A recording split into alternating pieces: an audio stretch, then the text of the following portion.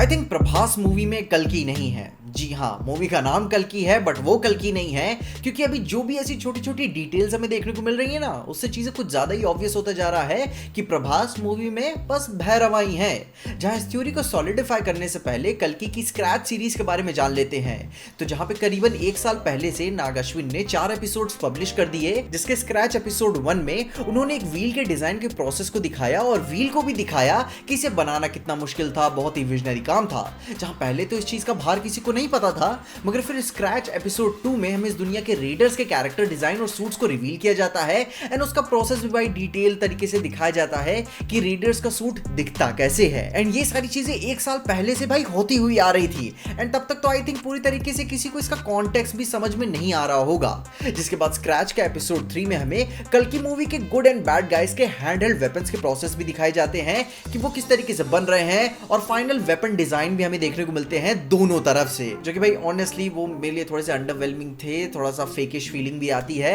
And मैं इन्हें action में देखना चाहूंगा इनकी ग्रेविटी को समझने के लिए। मगर अभी जो सबसे इंपॉर्टेंट रिवील हमें देखने को मिला है वो है स्क्रैच एपिसोड 4, जिसमें सुपरस्टार बुजी के प्रोसेस को भाई हमें बिल्ड होते हुए देखने को मिल रहा है। मगर बुजी यहाँ पे कंप्लीट फॉर्म में दिखाया नहीं जाता, वो यहाँ पे इधर टीज करके छोड़ के चले गए हैं एंड आने वाले दिनों में वो इसे रिवील भी करेंगे एक इवेंट में, क्योंकि भाई ये लोग अभी अपना टाइम पास कर रहे हैं। एंड ऊपर से मैं इन क्लीशेज से लिटरली थोड़ा सा परेशान होने लगा हूं, क्योंकि एक पोस्टर के रिवील को करने के लिए भी एक रिवील किए रहते हैं, फिर उसके पहले एक अनाउंसमेंट हुई रहती है। खैर इन सारे स्क्रैचेस के रिवील में सबसे ज्यादा इंप्रेसिव अपना एपिसोड 4 ही था, क्योंकि आपको बस एपिसोड को बनाने का प्रोसेस और उनके डिटेल्स को ही नहीं शेयर करता, बल्कि मूवी से एक बहुत ही क्रूशियल डिटेल भी शेयर करता है कि भाई ये कहानी किस डायरेक्शन में जाने वाली है। ये भुजी एक तरीके का मिनी अपबीट क्यूट सा रोबोट है, सेल्फ अवेयर अलाइव है, जिसमें भाई हम देखते हैं कि स्क्रैप फील्ड में वो फेंका गया था फ्यूचर में एंड वो अपनी बॉडी की तलाश में है, विच एक्सप्लेन्स कि भाई इससे पहले भी उसका कोई एक पर्पस था एंड उसे फेंक दिया गया, जहां पे भाई वो एक एडवांस मशीन है अपने मिनी फॉर्म में ही,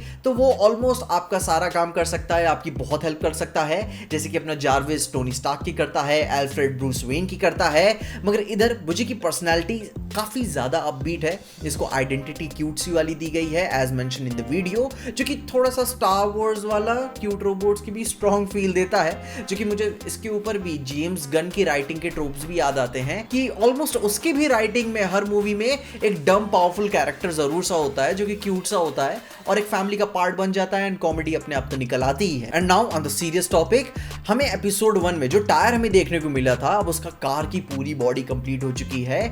and yes it's a busy mobile, जो कि भाई अपनी बैट मोबाइल से काफी सिमिलर है। आई मीन रेफरेंस के लिए काफी ऐसे जोड़ के दिखाना पड़ा, but I personally love it and at least Nag Ashwin ने यहाँ तक तो सोचा, क्योंकि ऐसे कॉन्सेप्ट बहुत ही कूल हो जाते हैं कि आपको कैरेक्टर की हीरोबाजी नहीं याद रहती है, बल्कि उसकी आइडेंटिटी भी याद रखती है कि भाई उस हीरो को हीरो क्या क्या चीजें बनाती हैं। जहाँ उसी का पूरा रिवील अभी तो नहीं दिखाया गया है, वो पूरे अपने इवेंट में दिखाएंगे एंड बस कुछ सीन्स में आपको इसके इंटीरियर्स भी देखने को मिल जाते हैं कि अंदर स्पेसेस कैसी है, पर्पल तरीके की लाइट्स जल रही हैं। वेयर आई पर्सनली थिंक कि ऐसे पता चलता है कि it's a fully functional vehicle यार, मतलब कि चलाया जा सकता है इसको। जिसके ऊपर एक छोटी सी डिटेल मुझे बुजी की पर्सनालिटी को ये भी दर्शाते हुए दिखाती है कि उसकी आंखें ब्लू से रेड भी होती हैं, जो कि बताता है कि उसका एक एंग्री मोड भी है, जो कि भाई अगर मूवी से यूज करती है तो काफी कूल होगा। जहां टायर्स के ऊपर की अपर लेयर चेन वाली डिटेल्स मुझे काफी अच्छी लगी कि इस डिस्टोपियन दुनिया में भाई रास्ते तो सही होते नहीं है, तो आपको एमआरएफ के टायर नहीं बल्कि इस तरीके के कस्टम टायर्स लगेंगे, जो कि ऑनेस्टली छोटी छोटी यही चीजें ना काफी दिल जीत लेती है कि हाँ भाई दुनिया की वर्ल्ड बिल्डिंग में और उसकी इर्द गिर्द वाली चीजों में काफी ध्यान दिया गया है। वहीं इसके ऊपर एक चीज जो काफी शॉकिंग सी थी कि प्रभास के कैरेक्टर भैरवा के कंधे पे भुजी बैठा हुआ था, जो कि भाई रिप्रेजेंट करता है अपने भगवान शिव जी के गर्दन के सांप को, जो कि भाई मूवी एज अ मेटाफोर की तरह यूज भी कर रही है। एंड भैरवा का लिटरल मतलब ही होता है ना कि अवतार शिव जी का, जो कि भाई इस समय पे अपने ये सारे प्रभास को लेकर डॉट्स उसके कैरेक्टर को लेकर काफी ज्यादा ऑब्वियस होते जा रहे हैं कि मूवी में वो कल्कि नहीं है। जहां में भी आगे चलकर एक पावरफुल मैनिफेस्टेशन का एक शिफ्ट हमें देखने को मिले, जहां फिर वो एक अपग्रेड एवोल्यूशन या फिर नेक्स्ट स्टेप कह लो प्रभास के कैरेक्टर का कल्कि की तरफ, जो कि उसके करंट टाइम में कल्कि के सिंबोलिज्म को रिप्रेजेंट कर पाएगा। मगर अभी क्या लगता है करंट फॉर्म में कि प्रभास भैरवाई है, जो कि भाई आने वाली तीसरी या चौथी पिक्चर में जब एंड गेम वाली फाइट होगी तब हमें भाई उसका एक इंपॉर्टेंट रोल प्ले करते हुए हम देख पाएंगे। क्योंकि भाई जब हम अश्वत्थामा वाले इंट्रो को भी देखते हैं ना,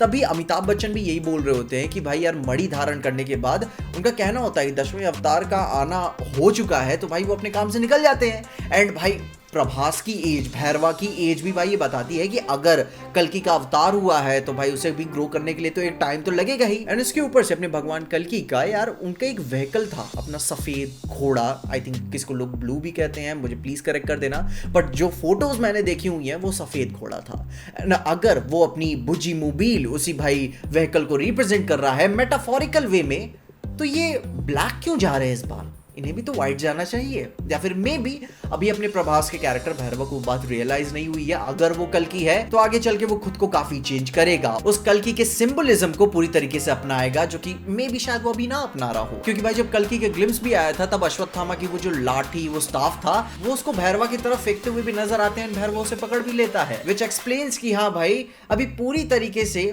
कल्कि वाली चीज स्टैब्लिश नहीं हुई है। जहां भाई अभी अभी एटलीस्ट पार्ट 1 के लिए क्या मुझे लग रहा है कि प्रभास भैरवा कल्कि नहीं है। एंड जो प्रोजेक्ट के की बात की जा रही है मूवी में, एंड मे बी अगर वो कल्कि वाली बात हो रही है तो उसके एस्टैब्लिशमेंट के लिए प्रभास का कैरेक्टर बहुत ही इंपॉर्टेंट रोल प्ले कर सकता है। जहां भाई हमें भुज मोबाइल इन एक्शन भी देखने को मिल सकती है। फिंगर्स क्रॉस करते हैं भाई देखने को मिले बवाल फॉर्म में, क्योंकि अपनी एक्सपेक्टेशन है इस मूवी को लेकर। जिसके साथ साथ आपको एक फन फैक्ट ये भी बता के जाता हूं कि 2008 में प्रभास की बुजिगाडू मेड इन चेन्नई नाम से एक मूवी आई थी, जहां बोला तो ये जाता है कि इस मूवी के बाद से ही प्रभास को प्रभास डार्लिंग्स वाली ऑडियंस मिली, जहां पे भाई उस कैरेक्टर का नाम क्या था, बुजी। तो खैर बाकी 22 तारीख को हैदराबाद में इस मोबाइल का भाई एक रिवील होगा, जहां पे अगर वो यूट्यूब पे अगर कोई वीडियो नहीं डालते हैं तो प्लीज प्लीज मुझे शेयर कर देना, इंस्टाग्राम, ट्विटर, हर जगह पे मैं देखना चाहता हूँ कि ये गाड़ी कैसी दिखती है हर तरफ से। बाकी आप अपने ओपिनियंस में जरूर से बता देना कि आपको ये देख के कैसा लगा है। तब तक के लिए आप देखते रहिए ईजे एक्सप्लेन।